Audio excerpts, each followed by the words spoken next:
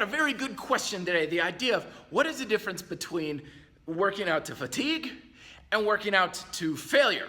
The idea with fatigue versus failure. When I'm thinking failure, it's not what most people think of failure. Failure, a lot of times when I see people working to failure, they go until they can't do any more reps and then they stop. That's what a lot of people consider failure. That's not at all what I'm thinking of failure. Going to muscular failure is a point where you physically can't contract your muscles anymore, where they literally just give out on you. And it's a very extreme level of stress. I've only done it a couple of times in my life. Both of them, ironically enough, through bike racing. There was one time when I was doing a road race, and I didn't know yet about clipless pedals, so I was only pushing down with hiking boots, and I was able to get some points in the race, but literally after the race, I could not stand on my own 2 feet. I just rode my bike over to the park there and just fell over and just laid there for a while. I couldn't possibly contract my legs anymore. That's more along the lines of failure. It's very extreme, it's very hard to do, it's hard on both body and mind, and it's one of those things that I just don't think is very healthy, and you shouldn't really go for it unless you have a situation like a race or a competition.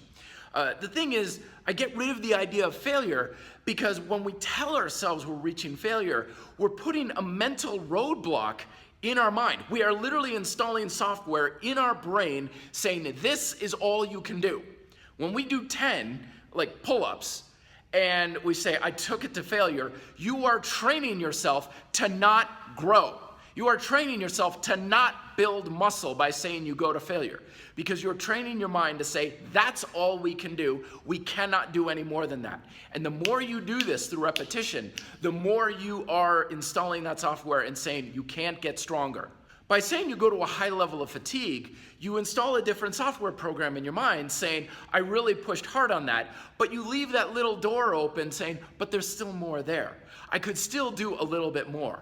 Because we never really know how far we can really push. If the situation is extreme enough, I promise you can keep going. And this is part of the key to progress that you have to know in your mind, that there is more to you. You can accomplish more. You have more potential. And when we say high fatigue, we say, I really pushed it, but I could have done more. Every time you say you're going to failure and going to your absolute limit, you are limiting yourself because that's not your true limit. I promise you, it's not your true limit. You're capable of so much more. So that's why I say high fatigue. Push yourself really hard, but no, it's not failure because you'll probably never go there, and if you do, you'll never want to go there again. Trust me. After that bike race, I didn't even want to look at a bike for another month and a half. So thoughts down below on that. Be fit, live free.